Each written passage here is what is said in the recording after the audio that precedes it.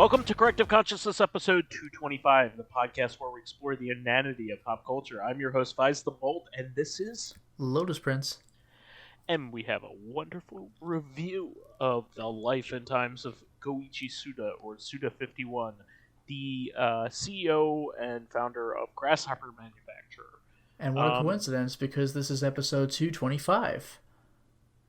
Okay. I tried. Didn't work out. The math just... If you squint your eyes and pretend it's the number 51, then it looks like 51. But yeah, Grasshopper Manufacturer has long been a fan favorite, cult favorite kind of company. They kind of have a punk attitude and style when it comes to video games. And I've always kind of said I explained to somebody who isn't into this kind of stuff that the stuff that Goichi Suda comes out with is kind of similar to an auteur kind of thing that a director would come out with. You know, there aren't very many video game auteurs out there. You have Kojima, you have Hideo Kojima, and you have Squarey 65, but there really aren't figureheads. Too many figureheads out there that exude a certain style, and you know that it's from them. You know what I mean? Top down. So because you can get a vibe from a company. Yeah. But a person, we mentioned this a very long time ago, but it's kind of like how you can tell certain heroes or villains might come from DC, whereas with Marvel, a lot of them are specifically Stan Lee, the person who came up with this stuff. Yeah, exactly. Stan Lee and his respective artists. Yeah, Jack Kirby. Jack Kirby and the guy who did Spider-Man. Jesus Christ. Was that not Jack Kirby? No, Jack Kirby was X-Men. Oh, excuse me. Okay. Steve Ditko. Steve Ditko. I should have remembered that. See, this is what Stan Lee wanted. He wanted you to forget Steve Ditko. Oh no. Yeah, Steve Ditko was the other major guy at Marvel at the time, but Jack Kirby was the one who did a lot of the other stuff, like Fantastic Four and X-Men. Yes. Okay. And other stuff, but I mean, Stan Lee was involved in the creation of everything else that Marvel. Jack Kirby was also Iron Man as well, right? That I'm not sure about. You could tell by the art. I think fair enough. I'm pretty sure Iron Man was. Jack Kirby has a very distinct style. So anyway, what I'm getting at is I kind of always say to my fiance, he's kind of almost like a Quentin Tarantino of video games, even though he has his own style. He's not, especially with Killer 7's aesthetic, or No More Heroes is writing. Yeah, and he has a sense of humor and loves ultraviolence and just has a specific and really loves wrestling aesthetic. Yeah, he has certain things that he really loves that he kind of sneaks into a lot of stuff, and he also has a gigantic love for movies, so much so that a lot of them inform his design decisions in video games, which doesn't happen very often. The structure of Killer or No More Heroes is specifically taken from an old cult movie. Oh, I forgot about that. I don't know so much about the structure of the general gameplay, but the idea of the crazy, very clearly unique and distinct bosses that comes from that movie. Yeah, and also the progression that the character makes themselves while going through it. That's true, yeah. But anyway, by the way, that movie is El Topo. Yeah, El Topo. Watch only the first half. Yeah. The director of that of that movie is a very, very odd person. Yes. And that might be his most mainstream movie. All the rest of his movies are very difficult to watch, very odd, and if you're into that, it's there for you. His name's Alexander Jodorowsky, something like that. I think that's it. El Topo. I need to look this up because that's Was it actually pretty. Darrenofsky? No, it's not Darren Aronofsky. The El Topo was made in like the 70s or something. I was confusing the sounds or of the the names. 60s. El Topo. I'll look this up easily enough. Yeah, I think it's. Yeah, 1970. Yeah, no, I was right. Alejandro Jodorowsky. Yeah, Jodorowsky. Yeah, but he made what was considered to be like the original acid western, which is like a western movie but with a lot of trippy elements in it. Yeah, it certainly has that. Yeah, and there are others that kind of follow in that line. Like there's Dead Man with Johnny Depp from the '90s, which was quite a good film. I recommend that. There's also Ride the Whirlwind, which was pretty interesting. There aren't too many of them, but the Shooting, Ride the Whirlwind, yeah. I remember those. The Shooting is really interesting because like you're like wondering what the hell is happening. It's a a weird western, and then like all of a sudden the guy shoots himself at the end. Like another guy who looks exactly like him. Like he shoots himself at the end of the movie, and you're like, what? Huh. And it turns out that he was the entire time he was searching for his twin brother, but you didn't know it. Huh. But yeah, that's kind of like the start of that kind of thing. But yeah, I mean this is the kind of stuff that informed Suda 51, like all these trippy movies with weird elements, with dreamlike atmosphere, with kind of jarring elements too. But he even has kind of an artistic aesthetic too in a lot of his films. But we should go over kind of his early days. He started off as a staff person at Human Entertainment, which was this is going back to Suda 51 now. Yeah, Suda 51. He worked for Human Entertainment, which was mostly famous for the Fire Pro Wrestling series, and then later on the Clock Tower games. Yeah, Clock Tower on Super Famicom, and I believe was it both PS1 games? Yes. It was definitely the first one. Yes. It was both? Yeah. So the second one sucked. Human Entertainment made some interesting stuff back in the day. In fact, the Fire Pro Wrestling series might be the most acclaimed wrestling series of all time.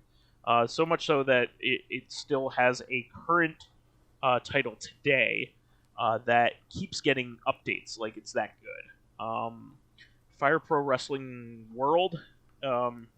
So yeah, that's a really, really cool game. That's put out by Spike Chunsoft, but it's always has been a 2D wrestling franchise, and what's really funny is it kind of is a progeny of like pro wrestling for NES. You know, the game Pro Wrestling. Yeah. I think the guy who made that ended up making Fire Pro Wrestling later on. So that shows for why just regular NES Pro Wrestling is actually pretty good, even though it's a black box title. So you wouldn't expect it to be, because most of those black box titles are like pretty simplistic. But pro wrestling tends to be like one of the better wrestling games on the system, believe it or not. But Fire Pro Wrestling always had a lot of really interesting elements, and it even has its own storylines. And he got super famous for making Super Fire Pro Wrestling Special. Do you know what was interesting about this title? Assuming it's what you told me before, it's where like the characters you can play as have actual like stories and kind of arcs. Yeah, and it was a really this was a game for the Super Famicom. Yeah, like it wasn't afraid to go dark. The main character in this is famous for like going through his entire storyline, with behind the scenes stuff and everything included, and then killing himself at the end of the game. like the main character kills himself at the end of the game. So it was like super shocking for a game to happen. So he basically made a name for himself. He himself got like death threats and stuff from people who like loved the series back then. That must be a thing in Japan. Like if you don't like what happened, send a death threat. Like it must be a like even back then, you know. I mean, that's called America. What are you talking Well, about? like Twitter, you see that all the time, but like back then, I don't know. Like you know, I don't know. Evangelion. Ask your parents how many angry letters they wrote. Yeah, but like Evangelion, like got all kinds of like death threats. Like the director of that got all kinds of death threats and stuff. No. Like that must have been the thing they did back then. But anyway, so from there, he made his first like adventure games, which really put him on the spotlight. So he made the Twilight Syndrome series.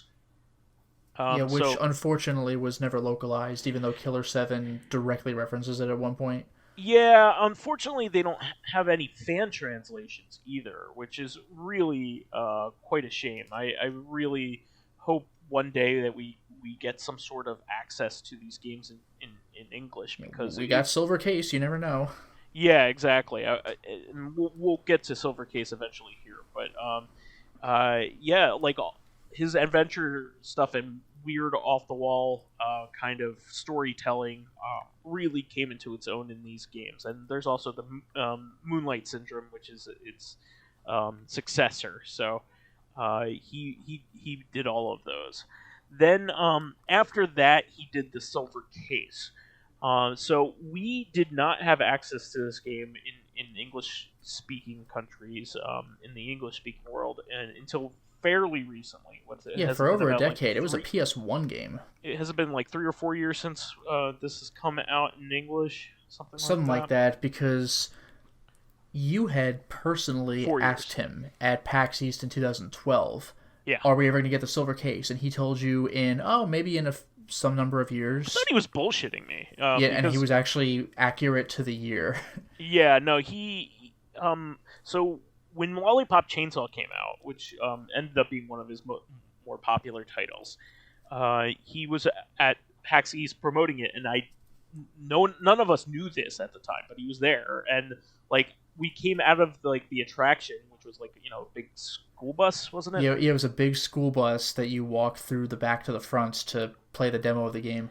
I came out and I look over and I distinctly saw somebody that I recognized, but I didn't know how because it was out of context.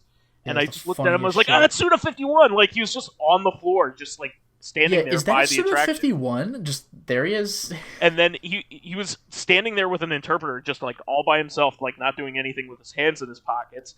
And then all of a sudden, once I called that out, a line formed behind us because we started talking to him. Yeah. And he was how many people would recognize him by sight? We knew his name, but would you know him just from looking? I Not did. necessarily. Yeah. I did, but from reading magazines at the time, Yeah. It was one of those things. And because we were big fans of his work up until then, but it was an amazing situation, and he signed a couple things that we had, like a Lollipop Chainsaw, and all that stuff. But I didn't have anything because PAX just doesn't tell you what fucking guests are showing up because they're not even necessarily there in a guest capacity. Yeah. It was a big shame because I wish I could have gotten it, gotten his signature on No More Heroes or yeah, I would have gone for Killer 7 or No More Heroes, or as a joke, Michigan Report from Hell. Well, until just before that, he didn't even know that Michigan Report for Hell actually came out in English. Yeah, that's on Wikipedia. Apparently somebody in a European country, I don't remember which one, was interviewing him about it, somewhere in the UK, and they were talking about Michigan Report from Hell being there, and I think Suda 51 said well, no, it didn't come out here, and the guy was like, yes, it did. I'm holding a copy right here. So I was like, what? I'm guessing he didn't get the check for that one. But but moving from that, the Silver Case was always it was on the list of top tier visual novels that English speakers or of all time, actually, just not of all time, like top tier visual novels of all time that were really, really awesome, and we just didn't have access to it. Along that was Steins Gate and Snatcher, and at the time, like warning a huge podcast. It was a podcast that I used to really love listening to by former staffers of Game Fan back in the day. They had said that like those 3 games are it, but we only at the time when they said it, we only had access to Snatcher.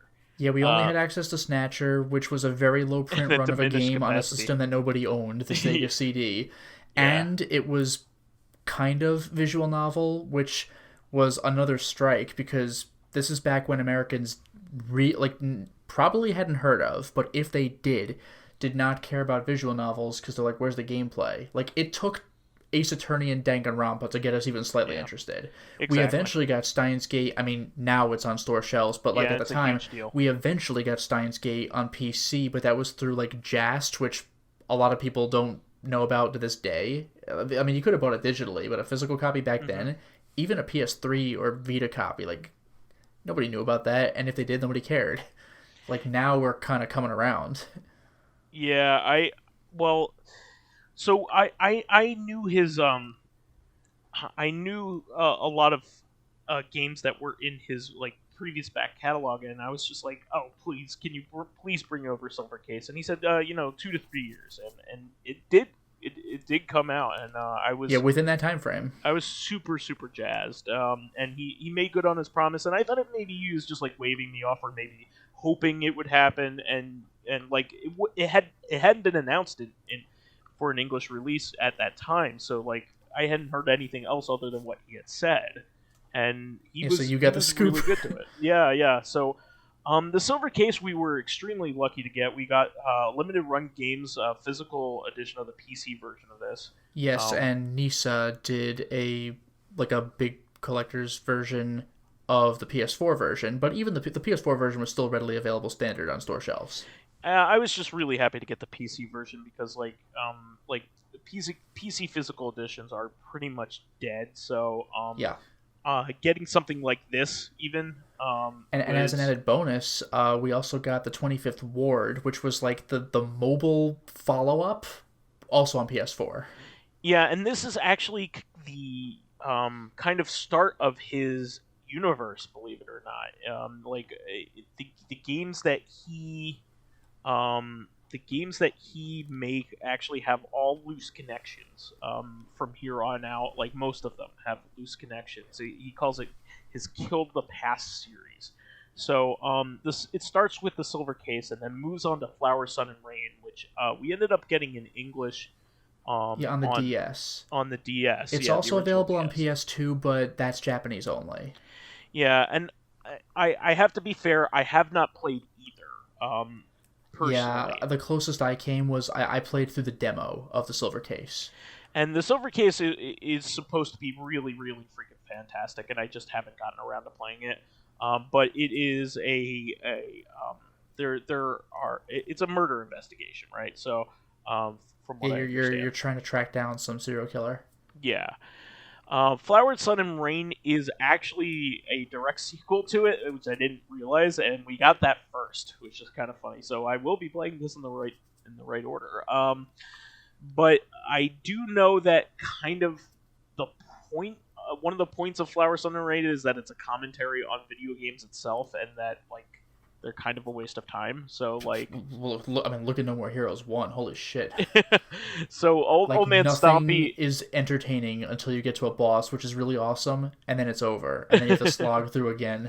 There's one level where it's literally the entire level is just a long hallway with enemies. Yeah. So one of the things I was going to mention is part of what makes his game so great is that they are very self-aware, and they even No More Heroes. We'll get to No More Heroes in a bit, but like No More Heroes just straight up like makes fun of its own storyline towards the end of the game. I mean, you the player. Yeah, for playing it. So, but we'll get to that.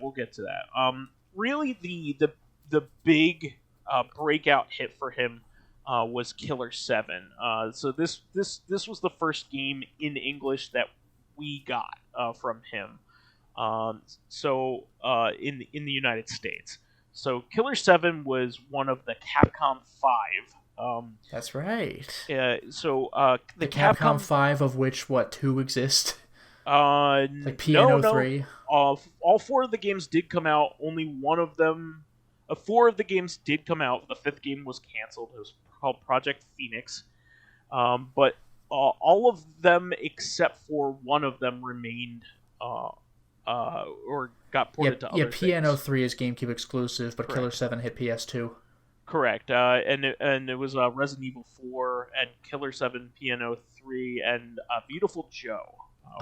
Were the Capcom 4 that came out.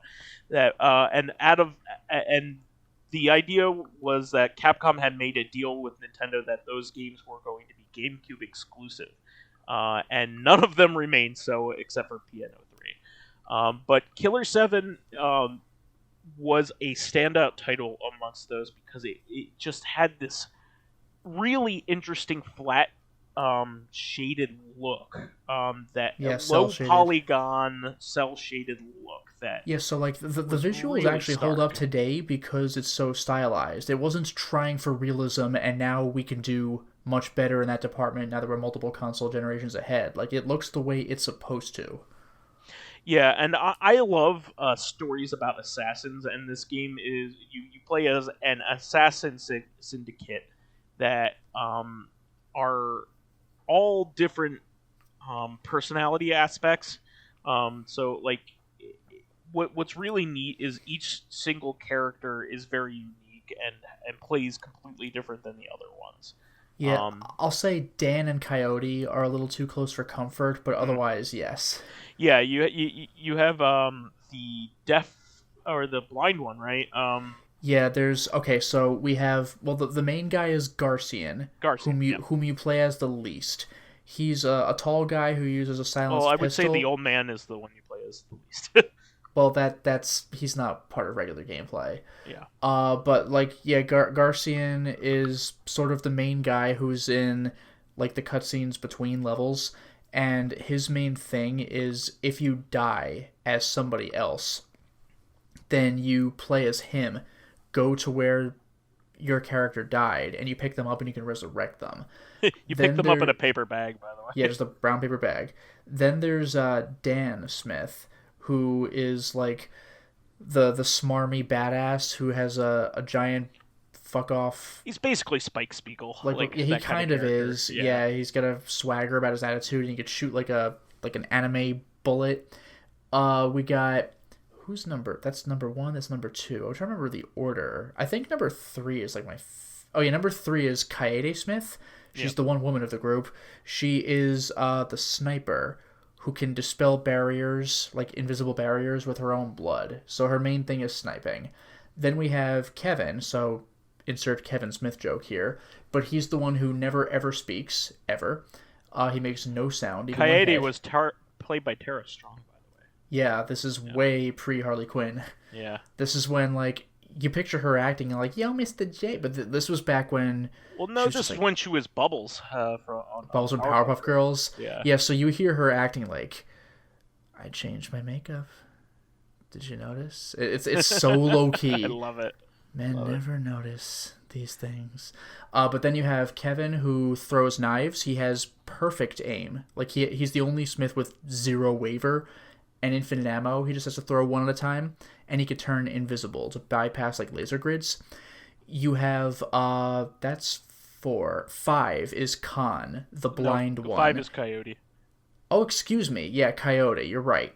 Coyote also wields a pistol, kind of like Dan. He has a very strange stance. He holds it like upside down. He could pick locks and leap super high to rooftops.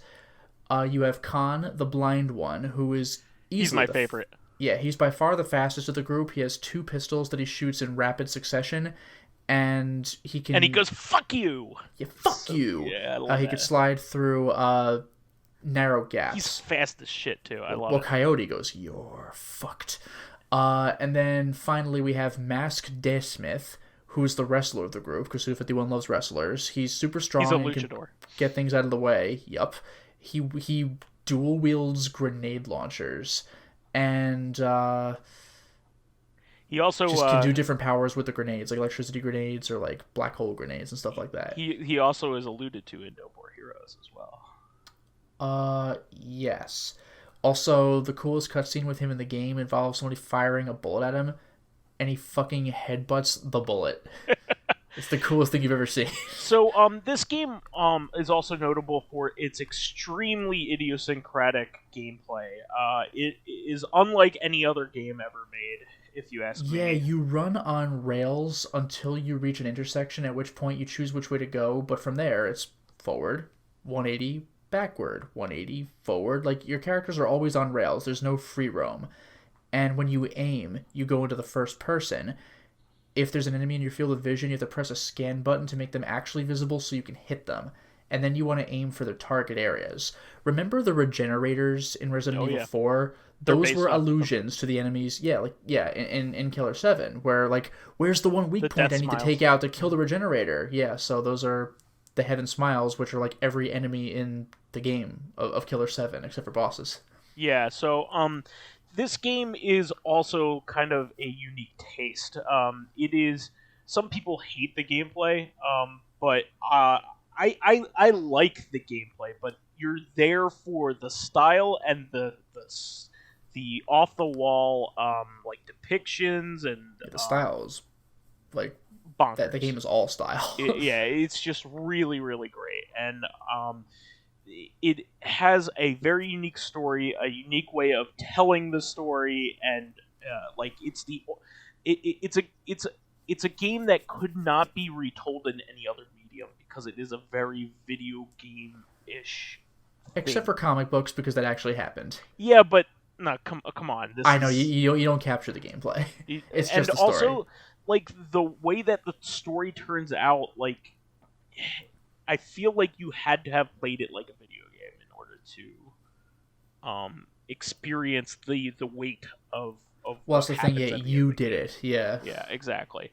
So, and it's also a very political game. It's one of the very few Japanese things that I've read that straight up like criticizes like American policies. Yeah. There are very few that actually like outright say it. Like they might allude to it, but this is like straight up a rebellion against like U.S. Japan relations. Yes. Which is the only other thing that I can think of that's like that is Akira. Like the manga is very much like that, but it doesn't come through in the movie because he didn't complete it by that point. But in the manga, it's very much like, okay, yeah, World War II happened, but leave us alone now, like that kind of thing. So yeah, this is a really really cool game, and there is a definitive version on Steam as of right now. So I definitely recommend picking it up.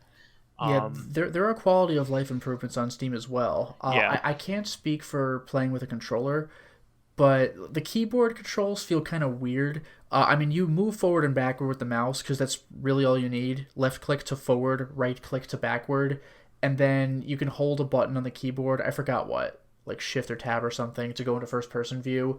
But being able to free aim with the mouse is freaking amazing because you are balanced to the speed of the scroll speed. Like you are bound to the scroll speed of the stick on console. But free looking with the mouse just changes the game. Also, like I said, little quality of life improvements. Normally you have to go to the menu to then go to the map or to heal Smiths. But there's just a quick heal button so you can heal during gameplay. I forgot if that was on the console version, but you could heal during gameplay with a key. You could press a key to go directly to the map from gameplay, and you could also switch Smiths. Like, press number 4 to go to Kevin. Like, you don't have to go to the menu to select a Smith. So there's little conveniences like that, which are pretty nice. Not to mention, you could see in widescreen, which kind of changes the Ayame Blackburn round 2 fight. When she's running from left to right, when you're just standing there and you have to aim left to right, you have more field of vision. So you're like, oh, she's over there, boom, and whip your mouse button over. That fight's much easier on PC. Yeah, and the PC version also adds a cutscene that connects it to Killer is Dead, doesn't it? Not that I've seen. I beat the game. There's nothing. I thought there was some kind of connection. Uh, I could have sworn. not that I've seen. Hmm. Okay. Like I beat the game. I think it's just Killer 7. Oh, okay. The I thought only there thing was I an could think, extra. There was an the only extra extra cutscene I've heard anything about was some way of connecting Travis Strikes Again to Killer 7. That was it. Okay, yeah. Yeah, because Killer 7 itself has nothing new on PC. Not even achievements. Like, if you've beaten the game already, then it's just Killer 7, but on a thing you actually own now. But there's just beat the game. Gotcha. All right. Well, moving on from that, probably the biggest one was No More Heroes on Wii. So this What, game... are you saying you don't care? Give it a second. Give it a second. On Wii, yeah, I have Yeah. the on Wii. Yes, I have the on Wii. No More Heroes is where any sane Suda 51 fan will tell you to start. If you want to get a sense of his style and what's great about him, go to No More Heroes because the first one, because it is just such a freaking great game. It's so much fun, and it was recently, as like last week, as of the recording of this, No More Heroes 1 and 2 were ported to the Switch in the definitive way. They fixed everything up. It runs better. It plays better. It has more options.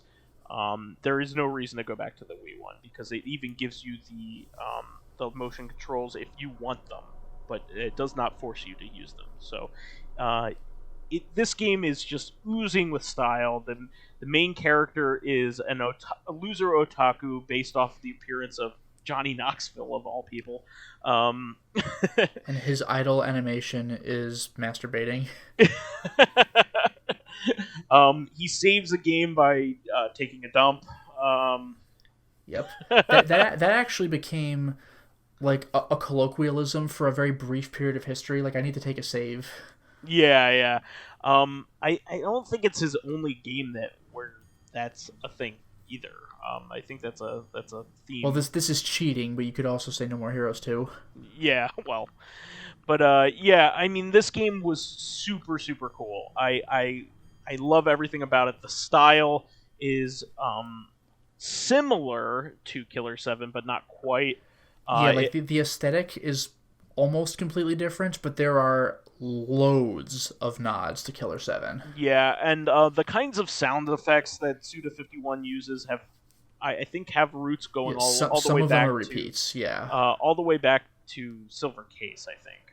Well, also, like, those couple of levels where you ride the motorcycle? Mm-hmm. When you boost, it makes that, like, sounds. Like, that's the sound when you use a unique power in Killer 7. There's a lot of stuff like that. Yeah, I love that sound, like on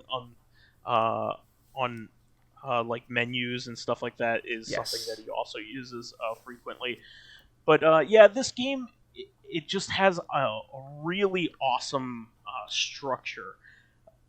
What is great about it is that you have this. It's kind of like Afro Samurai. There's a bunch of rankings of assassins in Santa Destroy, and it is your job as Travis to climb through your rankings. And he's like a loser that just wants to be the best in the world. Well, it's not even that. The only reason he have sex with the girl, the reason he signed up was because the woman who charges you to do it. She's like, if you do it, you can have sex with me. And you're like, oh, what, really? And that's literally your motivation for the game. Funny. Yeah. He's such a loser that's what he wants. And she doesn't even like him. Which is... Yeah, she clearly is not tolerates him. Yeah, exactly. So, but she also teases him, and it gets funnier and funnier as things move on. But it's so cool. I mean, you use... so the gameplay in this is very similar to... maybe a lot of the third-person action games of the time, more similar to like something like a Devil May Cry or Ninja Gaiden, but not quite. Yeah, not nearly as sophisticated. Not you run nearly. Up to an enemy, you press A to hit him a bunch of times, and then when it prompts you to swing your Wiimote, flick it once to do a vertical or horizontal finisher. But it was his first like big action title, I would say, is what I'm coming Yeah, at this yeah. with.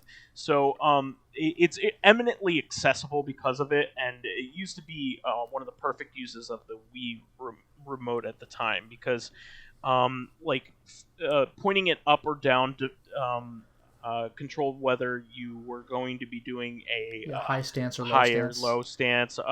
Also, the cool things about it were at the time it like used like the mobile phone calls ended up being like through the controller speaker. You Uh, could actually hold up the controller to your ear like a phone, yeah, which a couple other games uses a gimmick. Zack and Wiki has like one puzzle where you do that. There's the game The Calling, which this is optional. You can do it through your TV, but the whole thing with that game is getting phone calls, which you can have on your Wiimote. yeah, but there was some really neat stuff, and this is one of those titles that I would say like up until recently like is there stuff worth going back to the Wii for, and this would be at the top of the list. Yeah, But No More like Heroes 1 and 2, clearly. Yeah. yeah, the Switch though versions are just so good that I wouldn't even say that now. Actually, speaking of stuff like this, you know what the Switch could use? What's Mad that? World. Yeah, so Mad World, This is not Suda 51, by the way, but it's just, I'm reminded similar of it. style kind of game. Like similar in tone, I guess. Yeah, it was not made by Suda 51, but it totally could have been. Yeah, it's a similar in tone kind of game, very stylized as well.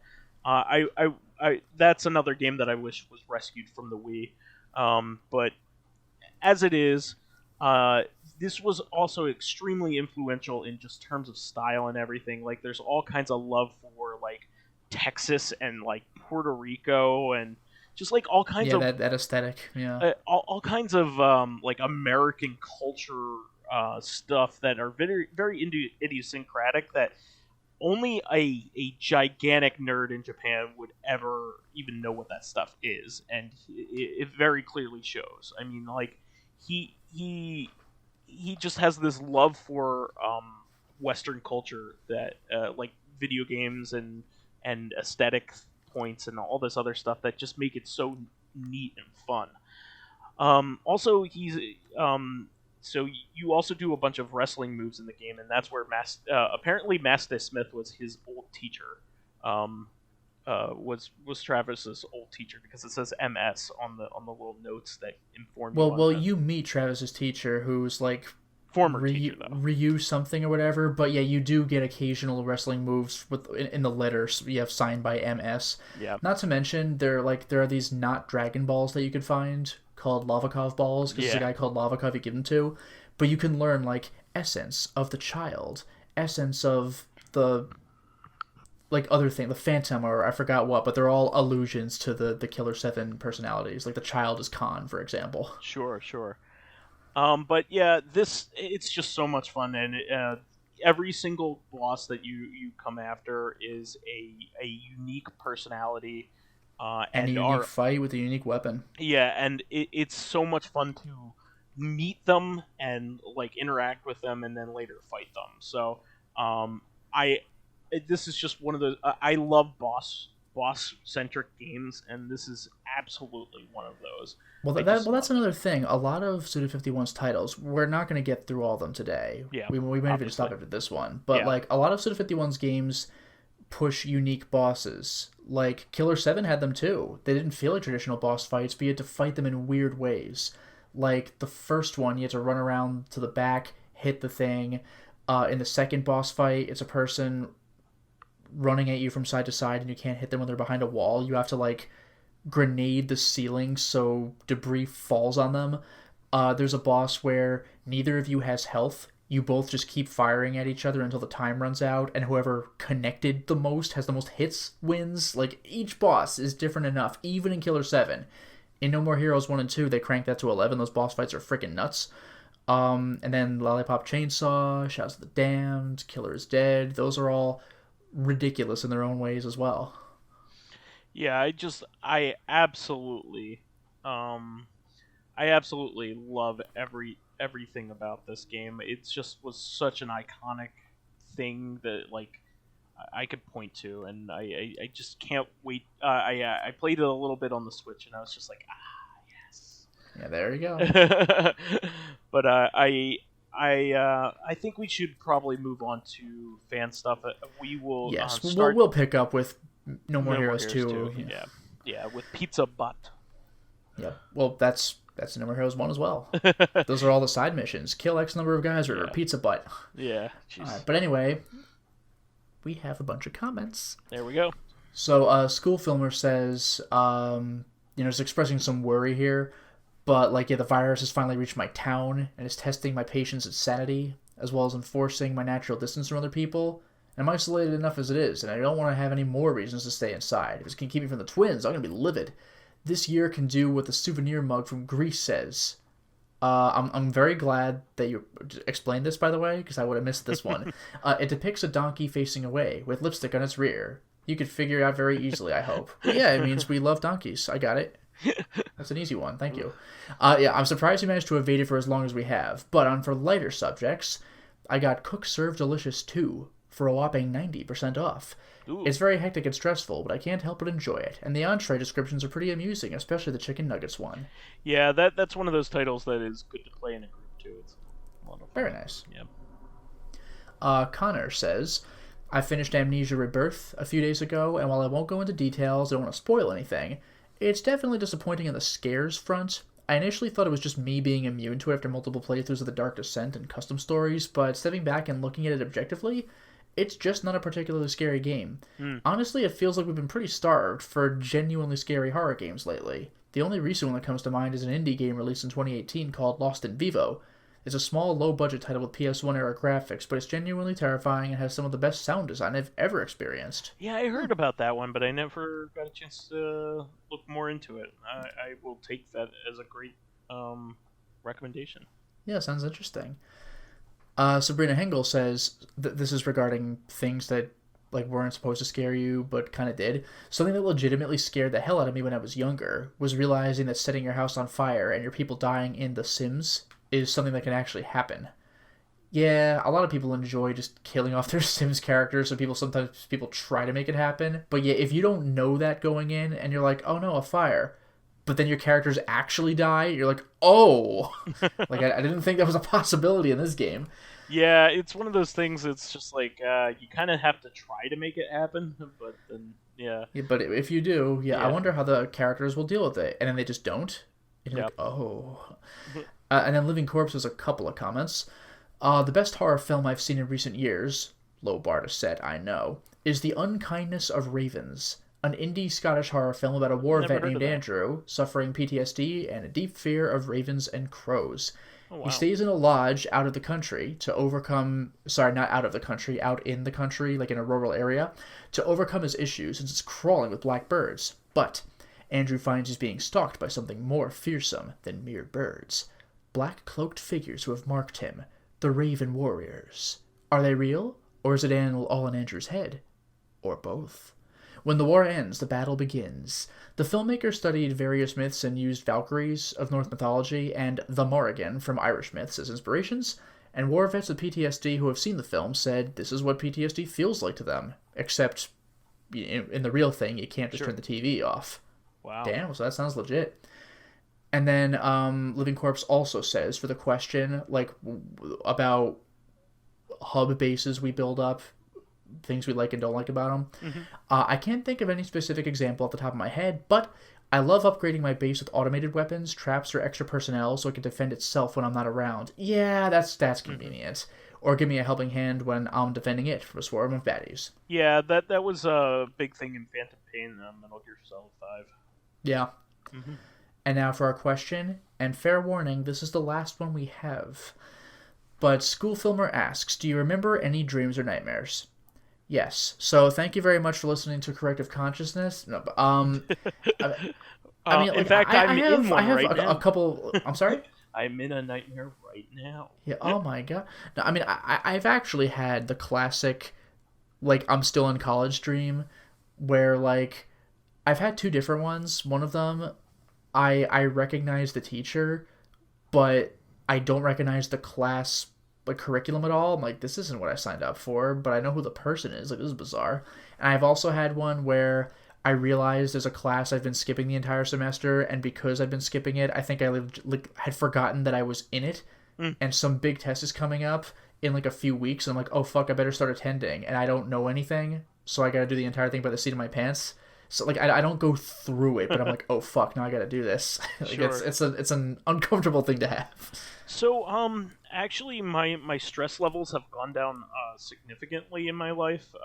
I have a really good mental state. And I'm in a really great relationship, and I'm just in a really good spot in my life. So, a lot of what I used to go through, I used to have very bad stress dreams and things like that. But I have just been managing myself a lot better. And I'm also just in a good situation. I like my job, and I have a wonderful podcast. So now all you dream about is sawing a log, a saw magically moving across a log. Just Z's everywhere for days. But I just so therefore, like, a lot of my nightmares, I don't really remember, or a lot of my dreams I don't really remember. Usually there might be a social situation that I occasionally dream about that I'm worried about, or something like that. But I wanted to point out a series of nightmares that I used to have in college, which was at the height of my anxiety. And I think I've told you this in the past, because there's continuity to them, where Sure. I never have before or since had dreams with continuity, and it was a thematic continuity rather than like time, like in that regard. But so it's like Dark Souls to Demon Souls. They're not it's not a sequel, but you're like, exactly. I know what this is. So I had a dream where I thought one of my teeth was falling out. It fell out. I've actually had that, yeah. Yeah, I had a dream where a specific. I remember which tooth it was too. It was like my bottom canine teeth, canine tooth on the right. I woke up and I found myself like prodding that tooth, and it like was sore because I guess I was prodding it because I kept feeling for it in my dream. And so therefore, like, I was trying to find it with my upper teeth by like kind of scraping it or whatever, and I was putting pressure on it all night. So like it legitimately was hurting me in the morning. Next couple days, I actually had different dreams, with different things going on in them and in different spots, but I would lose not the same tooth, but different teeth in each subsequent dream. But like a different single tooth? Yes. Bizarre. So I was gonna mention, like, I've had like the cliche dream of multiple teeth falling out. No.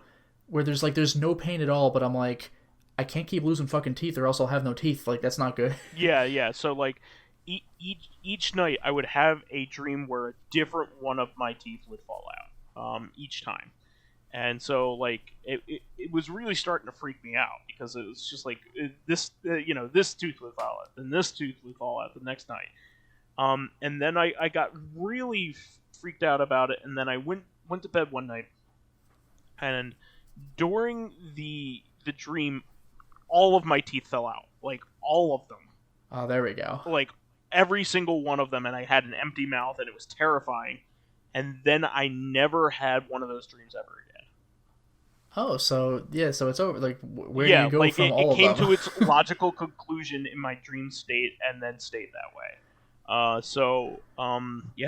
mean, I bring that up because, like, it's literally something that happened to me that I didn't think was going to be a thing or could happen, Well, so now you can give out advice. The next time someone says, I've had one of those dreams where my teeth were falling out, what do I do? And you say, you lose them all. Finish them, yeah. Yeah.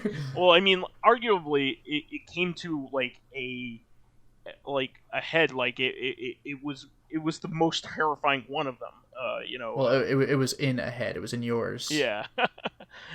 But, I'll never be a head of a major corporation. But did you know that your teeth are, under normal circumstances, the only bones that you can taste? You can taste your own skeleton right now. Do it. You can do it. I hate the bones. Quite good actually. Yeah, it tastes like teeth. But yeah. I've had dreams like I had one dream where I was the proprietor of a bookstore, and What was it called? Vice the Books? damn right. But somebody came in through the door and it was somebody in a trench coat, and it obviously was 3 triplet children, like on stacked on top of each other. And then if we were your kids, we'd punish ourselves. They pulled a shotgun on me to try to stick me up, and then I shot all 3 of them. Oh man! I hope you shot the one that was holding the shotgun first. No, they all 3 of them had shotguns. Oh. Yeah. What? Yeah. It was bananas. But a very entertaining dream, to say the least. So you got 3 shots off before they got 1. You're fucking quick. And I had this one really weird one from when I was a kid that I just like remember like bits and pieces from. Like how you only remember bits and pieces of certain bits and dreams. bits and pieces and my creation. Is it real? I was in a warehouse of some kind, like an empty warehouse that was lined with like mulch, just mulch. And in the middle of everything was one of those little tykes, like blue seesaws. Do you remember those? I think I know what you mean. Or big plastic seesaw, like Fisher Price kind of thing. Yeah, exactly. From when we were kids. Yeah. And I got on it, and then basically all I could describe the only way I could describe it is like the other person was the boogeyman, just a really scary person, like trying to grab at me from the other side. When we I was just about to ask, well, did you have fun? But I guess not. No, it was terrifying. And then somehow we teleported to my room. Like I was in my room all of a sudden, my childhood room, and he was crawling around all of my walls and licking dead flies off of my blinds. Did you thank him? I was fucking terrified. And I still am. Well, speaking of teleporting to a location, I actually have awakened into another dream before where I I was like, where am I now? And then I eventually woke up for real. Yeah. What was the situation in that one? I don't remember what the first dream was, but I remember waking up and I think I had been asleep on someone's couch and I didn't quite recognize the house. I'm like, oh, okay, well, like what? And I don't really remember much after that until I woke up for real. I had one dream where I was scaling the side of a cliffside, and I was climbing it and trying to make progress, and then all of a sudden I woke up while I was doing that, and my perception flipped, because I was vertical. I was vertical in the dream, and then when I woke up, I was horizontal. Yeah, so it felt just like, whoa. My body's entire equilibrium was thrown the fuck off because, you know what that reminds me of? Yeah. As weird as this is to bring up, there was an episode of the Game Grumps where they were playing Sonic Forces, and this wasn't even one of the levels. This was like the dialogue between the levels where you press X to move the dialogue forward. But the text boxes were all kind of slightly off kilter, at an angle on purpose to be stylized or whatever. So I think Aaron got to a point where he was just kind of leaning in one direction, so the text boxes looked horizontal to him. So he gets to the conversation, but then I forgot what it was, if it was a level title or if it just a level started or whatever, and everything was horizontal, so he was just kind of whoa, because he got so used to diagonal being horizontal that when real horizontal happened, he was which way is what now? And it just was really off-putting. Wow. That's crazy. Yeah. I mean I've kind of had this isn't quite the same thing, but I actually kind of got vertigo when I tried Super Hot on VR, because there's one level where it's look down and jump, and yeah. That'll do it. But and you're looking down off of the edge of a building, even though I'm obviously standing just in a room. like it was convincing enough that I was like, oh, it was pretty clever. Yeah, no, that'll do it. That'll do it. Like, you know, those kinds of things can always kind of throw you off, really. Yeah. But yeah, I think those are some good ones to remember. Anything else that you wanted to mention before we make our outro here? That's probably about it. Okay, that is our last question, by the way. Yep, that's it. We're out. Yeah, you don't want me to have to come up with an embarrassing question for us to answer, because I'll do it. I'll do it. You guys better step up to that. Step up to bat and give us something. Even just come on, give us something. Come on. We'll see what we can do. And that's the show for this week. We want to thank all of our fans who contributed questions and comments. This is really good this week.